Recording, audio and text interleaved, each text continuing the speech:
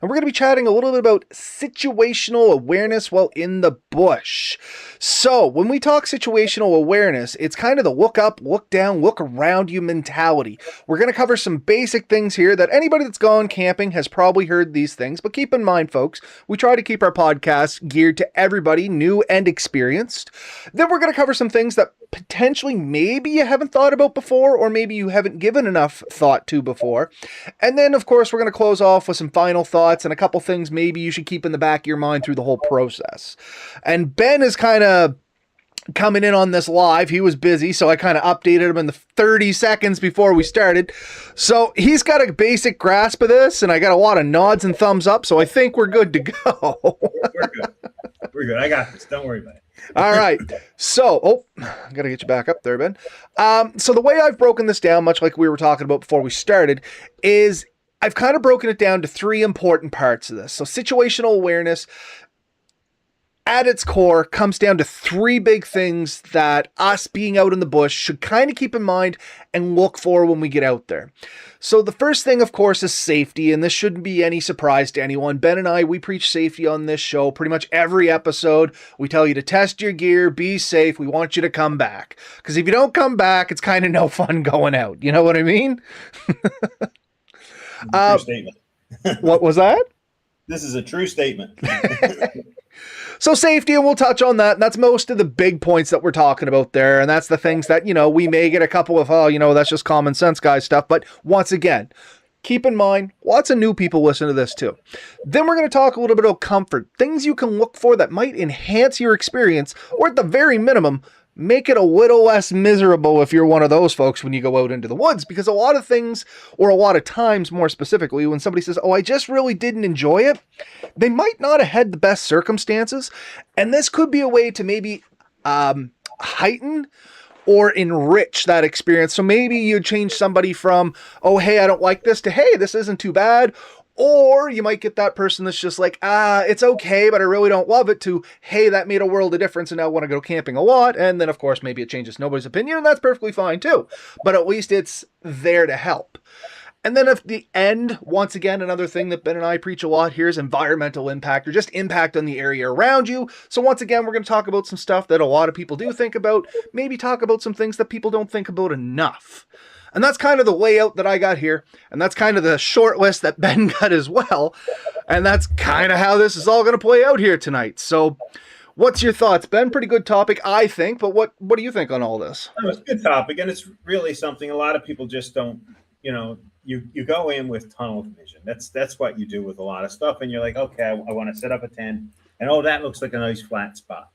But if you don't look around, sometimes you'll realize that flat spot has potentially a lot of issues. Like, we'll get into it a little bit, but I was going to say, like, wind, insects, quality of the ground.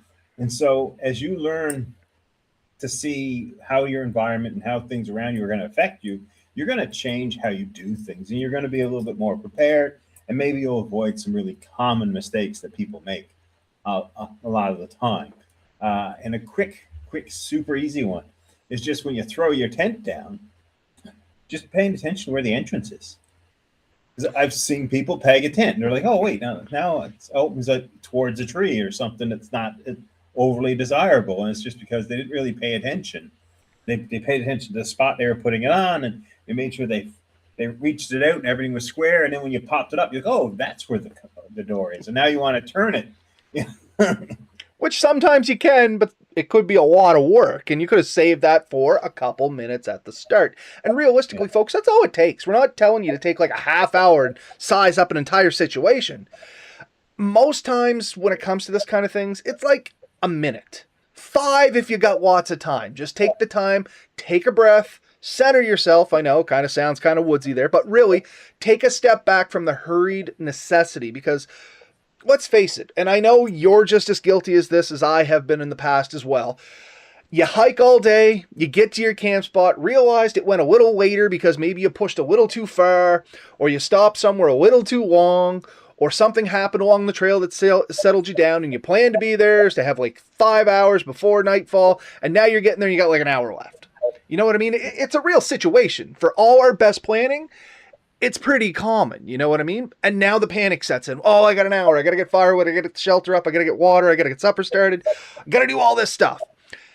At the end of the day, take that 1 to 5 minutes and it's going to make the entire process so much easier and better thought out. Because if you have that plan in place and an idea of what's going on, you don't have to learn and correct on the fly, because every single time a problem comes up, that's another minute to 2 minutes that you stop, have to think, okay, why is this causing me a problem? How do I fix it? Where you could have encompassed it all right at the start, or the majority of it at the start. One thing I've often done, like you get to like you're doing a hike or even a drive in to a sort of a more remote camping area, and you get to a spot, and usually there's not just one or two spots to set up. There's usually a cluster, you know, 5 or 6 kind of cleared out areas that people tend to camp in. And what I generally will try to do is, before I try to set up, I don't find the first one that's open.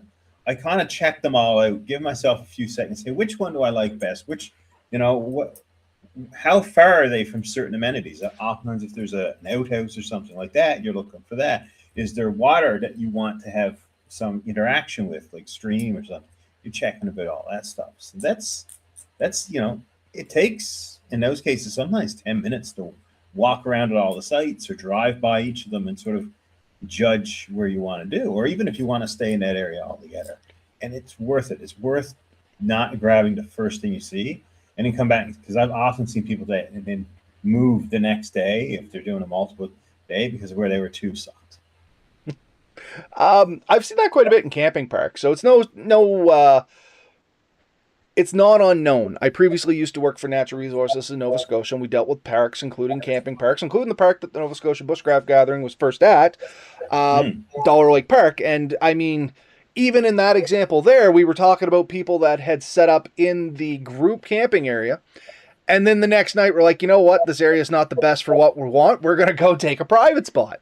So it does happen. And I mean, there was another reason behind that. Don't get me wrong. We came in on a group rate. I'm not saying it was a bad spot or a bad park or anything like that. It's just the way it played out. Much like if you go into the woods, it's going to play out. You know what I mean? But yeah, it's just that they were like, oh, hey, this got there a little late. Thought the group camping was all we had. And then they're like, oh, we didn't realize there's all these other spots, and all we got to do is pay $20 and go stay there. Holy crap, this is where we're going. It's more private, nicer views, less wind, less noise, whatever. That's what we did from day one. We knew. But we often camped there, so.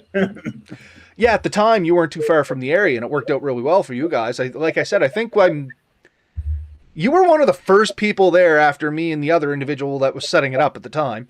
And like I said, old story from last week, I remember you walking by the hammock. Anyway, I'm kind of trying not to dive down too many rabbit holes because I got a fair bit to cover. Not a lot, but I want to stay on track. Anyway, so when you go in to take a look at these areas, much like everything Ben and I have already been talking about, you can kind of sum it up into 3 quick questions, but they capture a lot. What's around me? And that's kind of what Ben was talking about there. Like, where is the river? Where are the trees? Where is the bog? Where is that kind of stuff? Then the next question you have to ask is, what could happen here? Can a tree fall? We're looking for widowmakers. Can the water come up? Am I sleeping in a riverbed or on a floodplain? Can the wind come in? Is there going to be a wind shift? Is the sun, like, where's the sun going to come up? We're going to get into that in a minute. And then the last question is, how will this spot treat me now, in an hour, in the middle of the night, or if the weather changes? So it's kind of taking that how and extending it out, because as we know, weather changes ferociously, especially here in Nova Scotia, which I'm using from example. And Ben knows this quote: if you don't like the weather in Nova Scotia, wait 5 minutes. Because you can literally go through all 4 seasons and every major event through a year in a 24-hour period here. Like, you could start off freezing, hit nice warm weather in the morning, have to wear shorts in the afternoon, and then potentially have a hurricane and then snow at the end of it towards the evening. Nova Scotia's wild. So that's something you have to take into mind when you're setting up. If you're setting up, like, if you have inland winds coming in, is that going to create problem in the morning? Like, you have to look at some of those things. And we'll talk about that briefly too as we go on. But the first big thing we wanted to talk about, we kind of danced all around it already, is safety. The look up, look down, look around. What's around me? What can hurt me? What can affect what's going to happen here? Is there a situation that could make my campsite easier to set up? Is there a situation that can make my campsite harder to set up? Topographically, I don't know why I stumbled over that word, is one of the biggest things that we don't take into consideration when we're setting up, especially if we're in a hurry. As Ben said, you set up on the first flat spot you see. 15 feet down the road, there's a nice flat spot built in duff. Nice soft ground versus on rocks or hard dirt. Excuse me. But if you set up on duff and you're planning to have a fire, you need to consider that, right? And those are other considerations. In the area that you're setting up, can you do the activities you want to do while you're out? If you want to fish and there's no rivers around, that's a bad campsite. You know what I mean? You want a hammock and there's no trees around, it's also bad, right? Think about your activity. 100%. You need to look up. So when it comes to the safety, a couple of major things. And once again, most people that know camping and have had a few mishaps probably have learned these going. But if you're new to the area, here they are, kind of rapid fire. We always talk about widowmakers. What's a widowmaker? It's the broken top of a tree that hasn't fallen down, suspended up there either in the branches or leaning against another tree or something like that. They're called widowmakers because you don't necessarily see them right away until the wind blows, they fall down, and somebody's a widow. So it takes that second, especially for setting up under, treed areas, to look up, see if it's going to come right down. Now, just because there's not a tree within 30 feet of you, look at the ones that are around 30 feet of you and how tall they are, because if they fall in or the wind catches it and blows it, it could still be a problem. Generally, you want to be about 2 times the height as the tallest tree if there is a problem at the top of it. That's going to take away any fall over risks, and in the event if the wind picks up, any carryover risks as well. Anything to add on that one before we roll on? Nope. I seen a comment pop up there. Oh, we got Steve. Happy birthday, Ben. Yes, it is Ben's birthday. I was going to be quiet, but he put it in the comments, so too bad. Happy birthday to Ben. The old man over here is getting wiser and older, so he's turned from master explorer to sage, I think it is at this year, isn't it, Ben? I think so. All right. So the next big one, and we actually have told stories on this in the past, is watch for drainages or floodplain areas. So you can kind of look around and see if there's a weird line that looks like very uniformly all the way around you. That's generally a high water mark, and you catch these on floodplains. There has been one such case, like I said, we've talked about in the past, where an individual was traveling at night, got tired, said, hey, there's a nice flat area, set up their tent, woke up in the morning kind of, wet and soggy because he had set up on a floodplain. And it ended up being a funny story, but it very well could have turned into a much less funny story. But he used situational awareness. He did taste the grass. And said it was salty and thought it was weird. He didn't apply the situational awareness, though. No. He didn't use it the rest of the way, but he did do something. So, yeah, watch for drainages and floods and stuff like that. And this isn't just the water coming up, water coming down. If it's the rainy season and you're at the foot of a hill, like a big hill, you could have, water coming down, because if it rained up on the mountain, depending on how high this mountain is, or especially in the springtime, if there's, melting going on, it could take a little bit for that water to build up and something break, and then all of a sudden you get a big downwash and nobody wants to get soaked in the middle of the night. Or just if there is a little drizzle in the middle of the night, it just runs down the mountain and pools under your campsite. Another thing that I'm sure some of us have been guilty for, I know I have, and it's no fun. Safety also encompasses things like animal trails, insects' nests, heavy signs of travel, and things like that. Is there bees' nests in the area? Is there an active deer trail? Because, no, deer don't eat meat, but they can sure scare the hell out of you if they walk through in the middle of the night, and if they get tied up in your tent or hammock or tarp, yeah, they can do a lot of damage. Actually, any sign of animals that regularly travel through your camping area is something to be aware of, because if they come through and get startled, you don't know what they're going to do. Bears, deer, beavers, and even large amounts of squirrels and rodents I think cause problems. So if you're setting up in an area where these wild animals are regularly habitating, you may find that they're going to drag things in there that you don't necessarily want. So that's something to keep in mind. Especially people set up on game trails. I've seen too many people do that. In the middle of the night, something comes cloud on the side of their tent, and they start to. They don't like it. Nobody's ever left it and said, "Oh, what a great experience." I love being startled and terrified in the middle of the night. The big one I think of, it's pretty humorous, but incredibly popular, especially people that bed down by lakes and ponds and things like that during the breeding season of things like Canadian geese, who have absolutely no sense of humor when it comes to kicking the crap out of you in the middle of the night, day, morning, whenever they really feel like it, to be honest with you. And I mean, I joke, but waterfowl, they tend to be very territorial, especially during their breeding and hatching times. Keep that in mind. Yeah, it might be a nice view down by the lake. Is there a family of geese nearby? May want to come back a little bit. Yeah, and mosquitoes. You mentioned it before. Anywhere there's a lot of standing water tends to be a bad mosquito point. And I have been in more than one situation where the mosquitoes would literally carry you away. Like it can make it unbearable to the point where you almost want to leave your gear and just leave, like go away. So I can think of one spot, and I'm only going to tell a real quick story. Melissa and I were up at the top of a mountain. It was on Weaver's Mountain at a lake. And it was standing water. It was late in the summer. We hadn't had a lot of water, rain and stuff, so the river really wasn't running in or out of it, and it kind of became somewhat. It wasn't stagnant water, but it wasn't really flowing water anymore.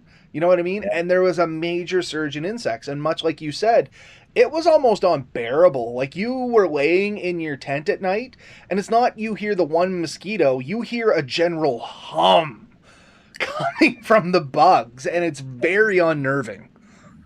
Oh, I've been awake. I've waken up with it. You cannot go back to sleep when they're just buzzing at your door. Like It's aggressive. It's accosting. It's you quite. get inside your net and they're looking in at you, and you wake up in the morning, you see like 1,000 looking down at you. It's not good. And you don't want to get up. You don't want to get out. You don't want to go outside. It's just it ruins the whole experience. Yeah, Um, sure. yeah. Anyway, so that's kind of the safety looking stuff. I did want to touch on it. Yes, it's common sense stuff, but there's no such thing as common sense, only acquired knowledge. And even if we allowed one person to acquire the knowledge, I don't mind saying it 100 times. Anyway, now some of the more, or now to the topic that's thought about less. We always tend to think about safety because you always hear people preach that, but the next big one there is comfort. There is actually things you can do at a quick glance that's going to increase the comfort while you are out there sleeping in the woods. So one of the big things we've already talked about is wind. If the wind is hammering hard from the north, don't put your door to your tent to the north. Generally, that's where the opening is. It's going to come under the rain fly, pelt you with air and rain if it picks up, and drive all the moisture in, versus if you had to turn it around a little bit, all that is going to scoop over, or if you're setting up a hammock tarp, maybe a lower pitch on that side, to try and get that air to move over you. It'll give you a much nicer night's sleep. You're not going to hear the howling as bad. Be aware, in the event of high winds, you do got to stake down or tie out a little better. You don't want to flapping around either. One, it's annoying as hell, and two, it could damage your equipment. But yeah, if you can get that air to move over you, less noise, less cold. You get to keep that air pocket either in your hammock or in your tent or however you're sleeping around you, which is actually effectively going to keep you warmer at night and more comfortable. If you're wondering how you tell where the wind will normally come from, a couple of things. A, don't try not to have it open up completely to a clear area. And B, take a look at the trees in the area. They'll usually be kind of leaning in the direction the wind is normally pushing them. So that's a good thing to check on. You'll usually see it. The other thing for comfort, this is a huge one for me. Location to the facilities.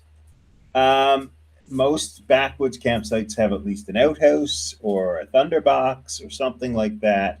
And if they do, that's usually not necessarily the best smelling thing, nor do you want to have to walk a long distance to get to it. So I usually try to get one that is at least a few hundred feet away, but no more than 1,000. You know what I mean? Like, keep it in that comfortable to walk in case in the middle of the night you do need to get up and go. And preferably always downwind. Yeah. So the wind isn't blowing it at you. I mean, 1,000 feet isn't as far as you think. But yeah, you want to keep it within a reasonable range, something that you're not going to mind walking to. Otherwise, you won't. You know what I mean? No, And it's absolutely true. Middle of the night, if I got to walk a half kilometer, probably not gonna. oh, oh, But yeah, that's definitely good things to think about. Other things for comfort, and I mentioned it earlier, is literally the direction the sun rises. I don't put my tent facing west to southwest. You know what I mean? Because that way, the second you crack your door open, you are getting like the eyes of God in your face. It is bright, and you are already groggy and probably a little sleep deprived because you stayed up too late or you rolled around a little bit. And it is just something that you don't need first thing in the morning. So I tend to try and turn mine to the east if possible. That way it catches the last rays of sun at night.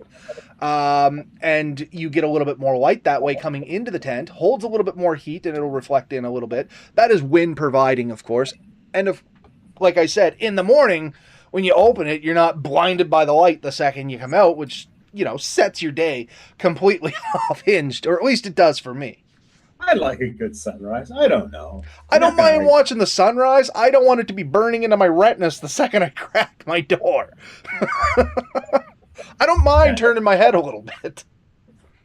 Definitely take into consideration that. I mean, obviously for me, I take wind. Like I'll avoid the bad wind if it points me towards the sun every time.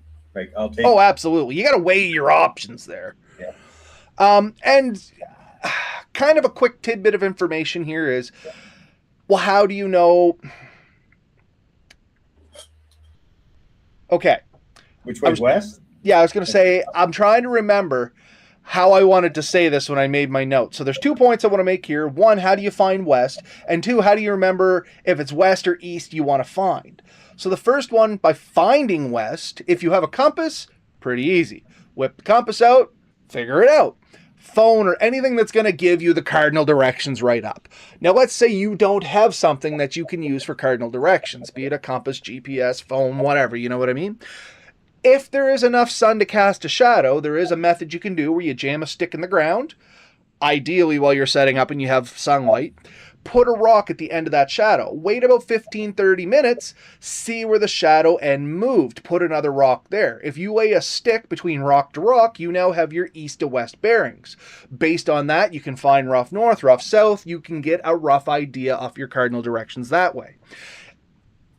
You can also, of course, do the old magnetize a needle and bounce it on a leaf. I happen to like the stick method just because it requires nothing more than a stick you found on the ground. And in a pinch, you can use whatever you have in your pocket to mark the 2 points. It's quick, it's dirty, it's effective. However, it does require enough sunlight to cast a shadow. Of course, it's not going to work at night. At night, if you're able to see the stars, there is great ways to where you can find the North Star using like the Big Dipper and things like that. And I encourage you to look up those, get proficient at it, practicing at home, but it is another thing that you can put in your pocket. Now, how do you remember if it's the west or east you want to set into? And that's kind of a personal choice, you know what I mean? But at least I can tell you how to remember where the sun rises and where it sets. And this is going to be a little cringeworthy, but it is memorable. I'll tell you that right now. In Hollywood, Wild West at least, cowboys always rode off into the sunset. Wild West, sunset. Sunsets in the west. Obviously, that means it rises in the east, you know what I mean, by default. But yeah, that's the way I always remembered it. And somebody told me that as a kid. It's like, cowboys always rode into the sunset in the west. Always stuck with me, so it's always what I've done, and that's the way I tell it now. Is at least in Hollywood, unhinged Wild West, the cowboys always ran off into the sunset. Oh, I just thought it was because Newfoundlanders are ahead of the rest of you guys. Listen, we're not talking about that half-hour advantage y'all got. Why do you think we got it? Because our sun rises first. Better people. Anyway, yeah, just a little thing that you can use to figure out which way you want. And like I said, you don't necessarily have to set up with your your opening into the east. That's what I like to do. Just like I said, I don't like getting hammered with the sun first thing in the morning. Maybe you love that and you want to set up into the west. Be my guest. But at least you have options and you can tailor to what makes you happy. Yes. Excuse me. So with comfort, once again, we talked about this. Rockiness versus soft, flat versus on a slant. Take a couple seconds and see if you can, Move a couple rocks so they're not jamming into you all night. Or if it's pitched real bad, maybe you got to find somewhere where it flattens out a little bit, because nobody likes to sleep with blood rushing to their head all night. If you are on a slight angle, put your feet down the angle, not your head, so you don't wake up with a headache. Simple things like that we kind of laugh about, makes a world of difference in the big scheme of things. Yeah. Any final thoughts, comfort wise? No, that's good. That's comfort. We did safety, comfort. So now we have environmental impact, which was kind of final thoughts here. It's probably the one that gets thought about the least amount of everything, unless you're, very pro leave no trace. And even in that instance, it's easy to overlook it for convenience. And we've all been guilty of it to some extent. I'm not judging, but I am going to say, if we think about it, it helps us improve upon it. And things like that is, if you're in a camp area, use established sites. Don't set your own up. Don't go and cut down a whole bunch of vegetation to make room for your tent when there's a perfectly good site there. Or if there's a already built fire pit, any already pre-existing things that you can use to save from recreating them is going to take away from damaging the area. And you may think, oh, it's not really damaging it, I'm using everything that's from here, but you don't know what could happen by taking down those saplings. Maybe it increases erosion a little bit. Setting up a new fire pit, maybe now you have a lot of nitrogen going to the soil, or the runoff goes into the river. Like, it may not be disastrous, but every little bit hurts a little more. Is that fair to say, Ben? 100%. 100%. Certain environments are easily damaged, like really easily damaged. Some plants can take years to ever recover, if they can recover. So you really want to keep into that. And we said this at the beginning. Anywhere you're going to have a fire, make sure it's not going to be a long-term effect. Yeah. You know all about underground fires, right? Yep. Burns into the duff, pops up somewhere else. We talked about this way back in one of our episodes, when you got the fine fuels, the duff, and then the drought code fuels, or your larger fuels. Duff moisture, the duff layer, stuff can survive in there for a long time, not just hours, potentially days. In the instance of like sawdust piles and stuff like that, if you've been, you probably won't get that much sawdust in the woods, but it's not unheard of to be camping in the woods and come across an old sawmill or something like that and be around sawdust piles. I know I've done that in the past. And sawdust, we have had fires sprout up weeks, if not months later. That's what I've heard, months even, and maybe even potentially as much as a year. We think one of the local sawmills that had a fire in it back in the 80s is potentially still burning under it. It's all isolated now, and they don't want to dig it up in case it flares up a whole bunch of crap that's under there. So it's just been one of those things that's kind of been sit and watched. But they're convinced it's probably still smoldering in there. And I don't know what science they're using to do that, but how long's that now? 40, 50 years? 40 years in the 80s. So. Yeah, I mean, and what we're talking about there is small embers that just get enough oxygen to not go out, and so that's able to go for years. And in some point, oxygen could flood in, and then all of a sudden, this could burst into a more open flame. And now, the chance of something lasting for years is highly unlikely, but not impossible. Keep that in mind, folks. It's not something to be terrified of, just something to be aware about. Other things. Evidence of erosion, don't add to that. If you're out there like digging up clay pits or something like that, because a lot of people want to try their hand at clay making. I want to do it as well. I just happen to have a clay pit on the new property. It's my property. I'm pretty much doing what I want with it there. But if you're out there and you're disturbing nature in general, it doesn't take a whole lot being cut out of the corner of a river before the river will continue to wear on it and, further erode it and things like that. Now, we are talking pretty big scope, but it's still things to be aware of depending how frequently you go there and how often you're disturbing the place. Safe to say, Ben? Yep. No, for sure. Yeah, just think about what the potential repercussions of your actions will be. A more common one that a lot of people don't think of is just setting up something like a hammock onto a tree. If you haven't protected the bark, the cambium layer, I think, can be crushed. And if you crush all the way around a tree, the tree will not recover. It will die. You can kill a tree. You can strangle it. And people say, oh, it's just for a few minutes or just for a day. The thing is, once it's crushed, it's crushed. It's not, I only strangled you for a few minutes. You should be okay. It's not a thing you tell people. Right? Oh, you can walk that off. Um, And yeah, the last thing is, of course, just the general no leave no trace concern. We're very pro leave no trace. If you spend a lot of time in the woods, hopefully you're adopting a more leave no trace attitude because it's better for everybody. Basically, leave it the exact same way it was before you got there. Any garbage you have, take out. Don't burn stuff that's going to leave chemicals and stuff in the ground. You know what I mean? Try to clean things up.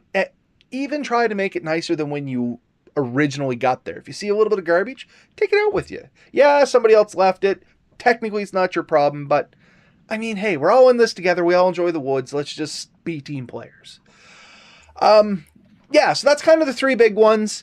A quick mantra to have in your head. Like I said, there's 3 questions up there. While you're looking around, check the ground, check overhead, check the edges, and check the feel. So look on the ground. Is it safe to be on? Is it flat? Is it going to be comfortable? Overhead, is there trees going to fall? Is there widowmakers? Is there a bee's nest directly above my hammock? Is there a porcupine hanging out in this tree?